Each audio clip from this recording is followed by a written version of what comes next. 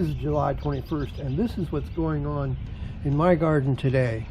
Right here is a foxglove, and I planted it in a little pot that I bought, and it looked like it was really struggling for a while, but now it's coming back and sending up a new shoot. Here's these red daylilies right by the bird bath. And here is my hibiscus that's blooming, and it's got these huge flowers. Look at those.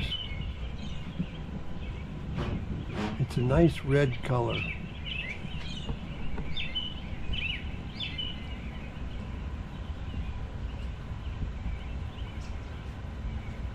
I put that plant tray in the bird bath because the tray that's there leaks. Here's the front flower bed. And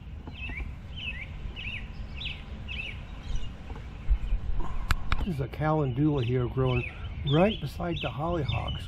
The hollyhocks were standing right there, but they fell over, and so they're setting off side shoots that are blooming right there.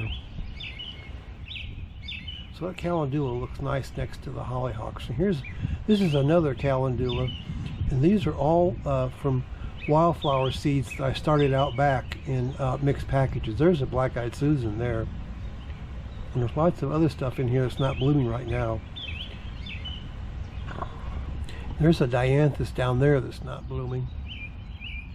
And there's loads of poppies in here, the starts for next year.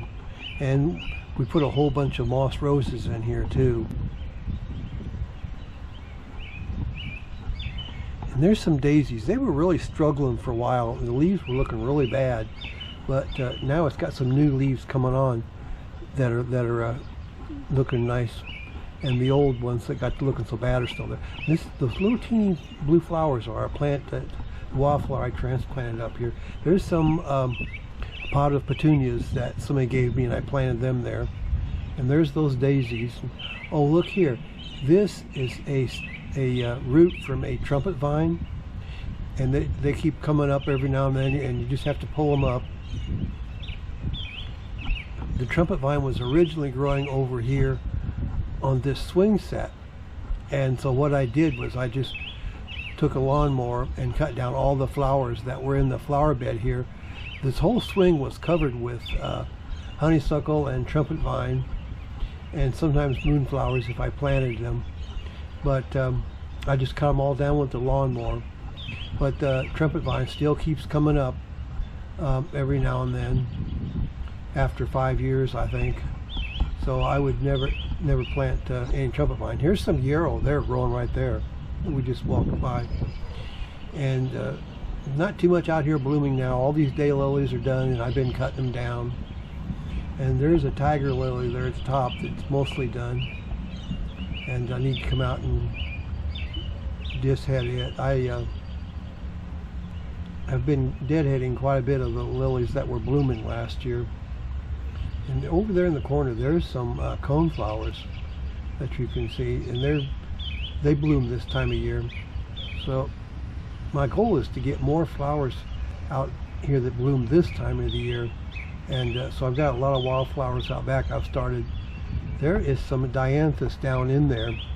It's blooming right now that I put there from seed, and you can see the columbine seed heads sticking up, and I left them there to drop seeds everywhere. And there's those coneflowers again.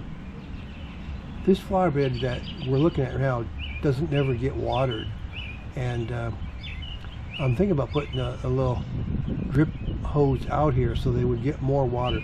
That is a crocroxamia, and it blooms this time of year every year, and it's been doing really well. And out here with all these plants that don't get watered, that's bee balm monarda, and the bees love it. It's a great pollinator plant. And here is my other hibiscus right there, just getting ready to bloom. That's the first one. It blooms late in the summer like this. Over here on the other side of that flower bed, I put a package of foxglove seeds in there, And you can see how well they're germinating. They are growing really slow now, but they did germinate. There was a lot more of them, but that is there is some coral bells right there, and next to it is some brunera, and there is some stargazer lilies sticking up there. Those smell really good, and I'm thinking about planting a bunch more of those over here by the bench. I've got 4 of them over there on one side. If they're done blooming for this year, it'd be nice to have a bunch more over here on this side of the bench too.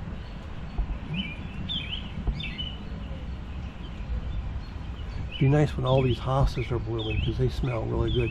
This particular variety of hostas that are here.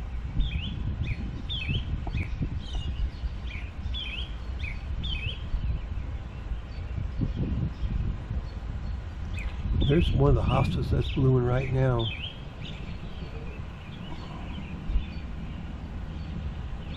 And there's some bleeding heart there, but it blooms early in the spring, so it's looking kind of peaked right now. These lilies that are here that I planted just this spring are just now blooming. There's one right there that's blooming, and I planted this lily here just this spring. And there's some that are getting ready to. Look at the size of those blooms.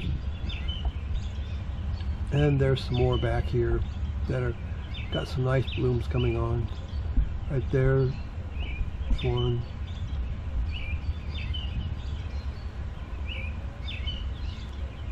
Look at the size of that. It's almost as big as your fist.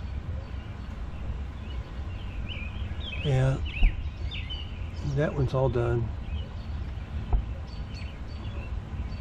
Look at this coral bells here. It's been here for a long time, and all those blooms. And there's a hosta, royal standard right there, and rhododendron that blooms in the spring. There's a tiger lily right there. I love those tiger lilies. And if we go back out here into the garden where I grow a lot of these wildflowers, first thing you see is a black hollyhock. Those are kind of rare, I think, but yeah, there's a black hollyhock right there that just came in a package of seeds, and it didn't say anything about what color. In fact, I think this was a package of mixed wildflower. That is a Japanese beetle I just picked off of there.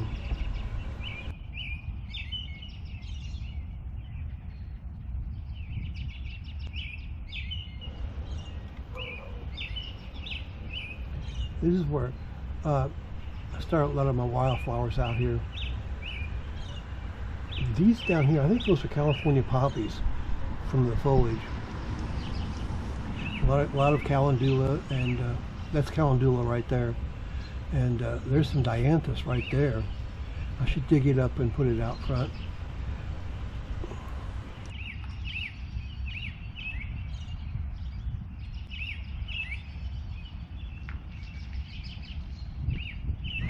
So I'll be starting to move things for the fall here pretty soon. There's a whole bunch of wildflowers that I put in there. I just broadcast a seed package there. And this is those packages of seed that I broadcast earlier in the spring. And I just can't believe how much grass is in there. I have no idea where it came from. I'm probably just going to have to get the spade out and just dig that whole area up, because there's just too much grass in there to try and pull out. This other package of wildflower seeds right there came out pretty good. And then next to it I planted some cucumbers. You can see those right there. And there's some tomatoes out in here as a tomato plant, and lots of pepper plants. So there's plenty of stuff for us to eat when the tomatoes ripen up. But I still can't get over how much grass there is in these packages of seed that I broadcast here. I'm just going to get this. You can see occasionally here and there a zinnia and a marigold and maybe some cosmos. Here's a row of zinnias that I plant out there. And They look pretty good. It looks like down there on the end, I think somebody threw a pool toy on top of them, but that happens. And the hollyhocks I planted in between are coming along the seeds, and then the hollyhock plants I stuck in there at the beginning of this year are doing really good too. So next year we should have some nice hollyhocks, and by the end of this year we should have some zinnias there. So there's a lot of black-eyed Susans here in my garden. And here is a package of wildflowers. It's called a butterfly mix. And I made a video about planting this. So, but this one here came out really good. Unlike that one over there that came out mostly grass. But anyway, so this is my garden. And if you like this video here, please subscribe to my channel. And I will talk to you next time. So thanks a lot. Bye.